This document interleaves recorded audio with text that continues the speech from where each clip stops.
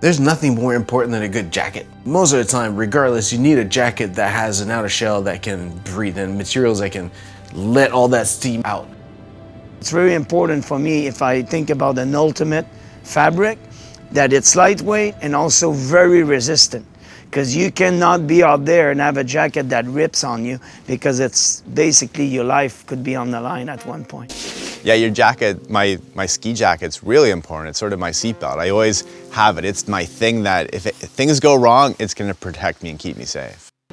If it's done right, if I do my job right, it'll sort of shift perceptions of what a jacket can do.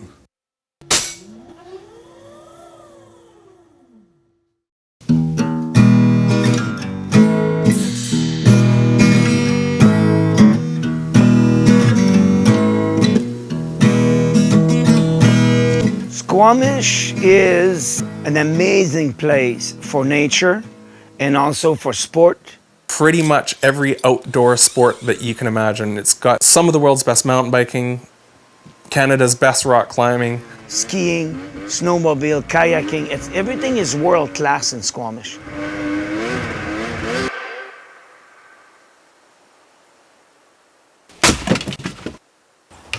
We just moved in here a couple months ago. It's called Timber Town. It's pretty awesome. You don't have any traffic. There's mountains at our doorstep.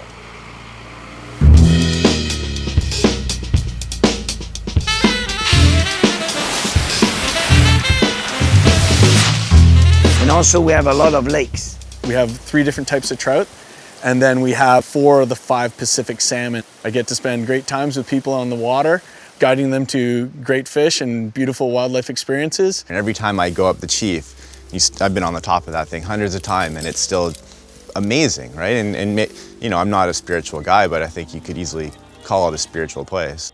If nature is your spirituality, you're about as close to God as you'll get. There's a pulp mill that used to be here, so in the winter it was quite smoggy. It wasn't the nicest place, but it was really cheap back then. And all of a sudden, Squamish went from a stinky lumber pulp mill town to, wow, Squamish, I would love to live there. Oh, you live in Squamish? Or, you know, like, or someone like Romain Demar, you know, like the guy that's on the covers of all those snowboard magazines, and all of a sudden you're like, he lives in Squamish?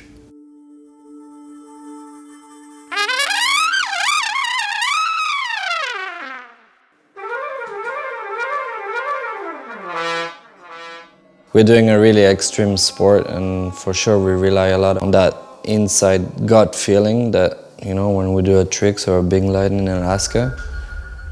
But at the end of the day, it's like live your life to the fullest with no regret. I've seen Romain send it so many times. Sending it would be when all the little pieces come together. Just nailing it, right? Whether all the pieces came together in that rock climb and it worked out.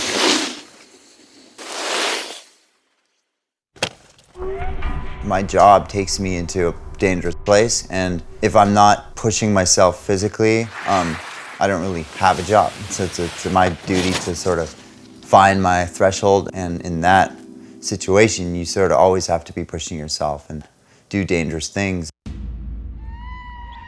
Being out in the mountains, you know, you're kind of like at mercy of nature, so I think that durability factor is pretty huge, I think, when you're trying to find the right jacket for you. I haven't found the ultimate jacket yet, and I've been a pro snowboarder for over 15 years, so keep searching.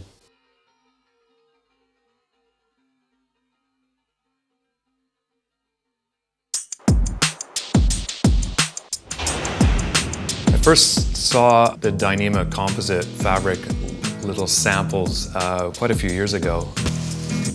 It was totally intriguing because it was a fabric that wasn't a fabric. It was so transparent and lightweight, but super tough in many other ways. I was just trying to find a way that could turn that into apparel. The way that I like to explain the technology to folks is as a high-tech sandwich. So there's layers of material. There's layers of coatings and there's layers of fiber reinforcement. So we're making the stack, we're squishing all the layers together under heat and pressure, and we're bonding them in place. It's really that simple. Part of what I really liked about Dyneema is it just had this very sort of almost looking like a handmade sort of quality to it. Very sort of looked kind of, you know, it was this very precise, high-tech material, but it still looked a little bit unfinished or a little bit raw. So here's the jacket they've been working on. It's go like that. Wow. Wow. Wow. It's incredible. It's crazy. Wild material, eh? It doesn't feel like it should be a jacket. It feels super strong though. Like, I mean, it's light as paper. And also, pulling on it, like you put that in your... Stuff it anyway. Stuff it in your pocket. It's amazing. Yeah. And that's just a prototype, right? Holy shit. Should I put it on? I just kind of have focused on clothing as a way, you know, that it becomes a vehicle for expression as well.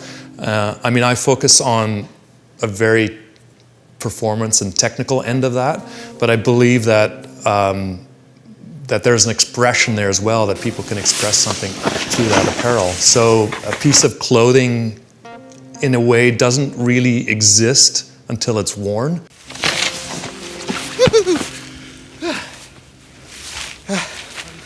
This jacket's like, doesn't feel like you're wearing anything.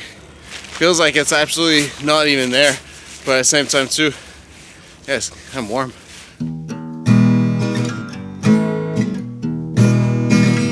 If you get here and you want to be here, it's pretty clear where your priorities are.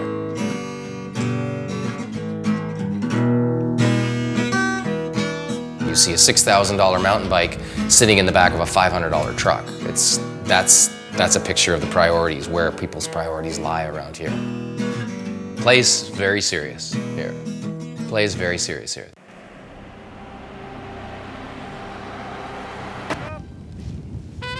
The fitting is great. It's so crazy because it's so thin. I'm just fascinated by how light it is. Kind of feel unreal a little bit. When you get excited by stuff you can't even really see, that only I know is there in the construction process. Or you just found the line through some pillows when you're skiing, like it just sort of worked. You weren't too fast, you weren't too slow, it just, I don't know, the stars aligned. So that's really the super key moment, when all those little parts that you just labor over and spend so much time obsessing over, those all of a sudden disappear and you're left with the final thing, and it's the sum of all those little pieces and all that hard work. That's sending it.